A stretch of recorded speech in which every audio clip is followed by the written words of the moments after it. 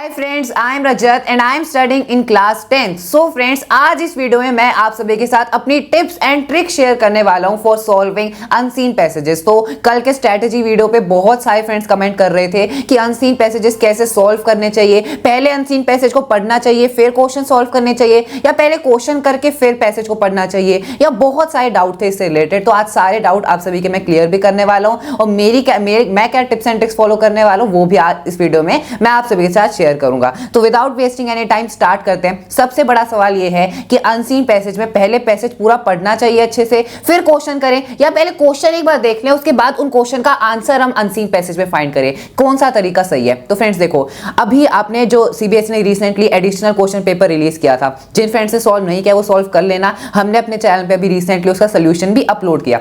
तो एक चीज आपने भी नोटिस की होगी और मैंने भी ये चीज नोटिस की कि जो पैसेज में से क्वेश्चन सीबीएसई ने पूछे हैं वो डायरेक्ट क्वेश्चन नहीं है। यानी कि आप मान लो पहले आप क्वेश्चन पढ़ोगे तो वही लाइन आप फिर पैसेज में वहां पे ढूंढोगे और आपको आगे उसका आंसर मिल जाएगा। ऐसा नहीं है इस बार, पहले ऐसा होता था, लेकिन अब जो क्वेश्चन है वो घुमा फिरा के सीबीएसई आपसे पूछ रहा है। तो इसके लिए आपको क्या करना चाहिए? आपको पहले पूरा पैसेज लाइन बाय लाइन पढ़ना चाहिए और उस पैसेज वो पैसेज आपको क्या कहना चाहता है, उस पैसेज की मेन थीम क्या है, क्या कंक्लूजन आप उसे ड्रॉ कर सकते हो, वो आपको देखना है सबसे पहले। और उसके बाद जब आप क्वेश्चंस पे आओगे तब आपको समझ आएगा कि इस क्वेश्चन का आंसर क्या करना चाहिए। देखो, आप अभी एडिशनल क्वेश्चन पेपर था, उसमें जो पहला ही पैसेज था उसी के पहले एक दो एमसीक्यू का आंसर, मतलब वो डायरेक्ट आपको मिलेगा नहीं पैसेज में, यानी कि लाइन सेम है लेकिन आपको उसका आंसर पैसेज में नहीं मिलेगा। तो इसका मतलब क्या है कि अगर आपने उस पैसेज को समझ लिया है तब आप उसका आंसर कर पाओगे। ठीक है, इसका सोल्यूशन हमने करवाया हुआ है, आप देख सकते हो। तो ये हमें एक चीज समझनी होगी कि सबसे पहले हमें पैसेज को लाइन बाय लाइन रीड करना है। अब इसका कैसे, इसका ये मतलब नहीं है कि आप जल्दी से एक बार रीड कर लोगे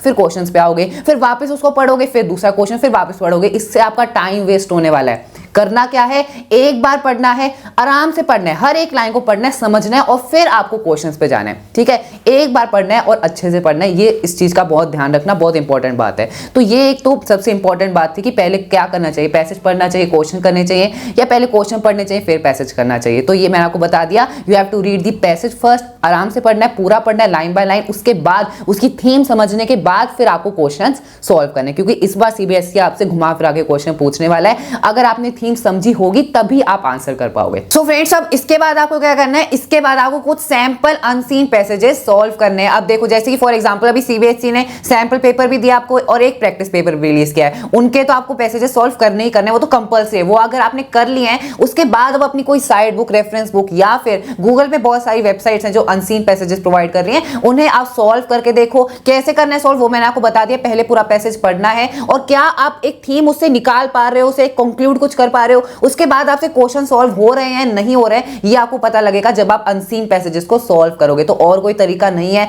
मैं आपको बोलूंगा आपको ऐसे ऐसे सॉल्व करना है, उससे नहीं चलेगा, आपको प्रैक्टिस करनी पड़ेगी अनसीन पैसेजेस की। ठीक है, तो बहुत सारे सोर्सेज है, आप कोई भी सोर्स को फॉलो कर सकते हैं। हमने भी अनसीन पैसेजेस सॉल्व करवाए हैं, प्लेलिस्ट का लिंक डिस्क्रिप्शन में मिल जाएगा। अब फ्रेंड्स देखो, ये एक चीज मैंने आपको बताई कि अनसीन पैसेज जब आप रीड कर रहे हो तो आपको वर्ड बाय वर्ड पढ़ना है, कोई भी वर्ड स्किप नहीं करना है। अब ऐसा नहीं है, देखो बहुत सारे वर्ड्स होते हैं जिनका मीनिंग समझ नहीं आता, मुझे भी समझ नहीं आता, बहुत सारे वर्ड्स होते हैं पैसेजेस में। तो आपको ये कोशिश नहीं करनी कि इसका क्या मीनिंग होगा। अगर आप पूरा पैराग्राफ पढ़ोगे आपको अपने आप समझ आ जाएगा कि ये पैराग्राफ क्या कहना चाहता है मेरे से। ठीक है, तो फिर आप आगे बढ़ सकते हो। आपको कोशिश नहीं करनी कि इस वर्ड का मीनिंग क्या होगा, इस पर्टिकुलर वर्ड का मीनिंग मुझे नहीं आ रहा है तो क्या मैं आंसर निकाल पाऊंगा क्वेश्चंस के। ऐसा नहीं है, बहुत सारे वर्ड्स होते हैं जिनका मीनिंग हमें नहीं पता होता, फिर भी एक आप थीम उसमें से ड्रॉ करके आप आंसर कर सकते हो क्वेश्चंस का आराम से। ठीक है, सो फ्रेंड्स, यही थी कुछ टिप्स एंड ट्रिक्स जो मैं आप सभी के साथ शेयर करना चाहता था फॉर सॉल्विंग अनसीन पैसेजेस। इन्हीं टिप्स को मैं भी खुद फॉलो करने वाला हूं in my exams and I hope आपको ये सभी टिप्स हेल्पफुल लगी होंगी। आप और क्या क्या वीडियोस चाहते हैं वो जरूर कमेंट बॉक्स में बताना। That's all for this video, thank you so much.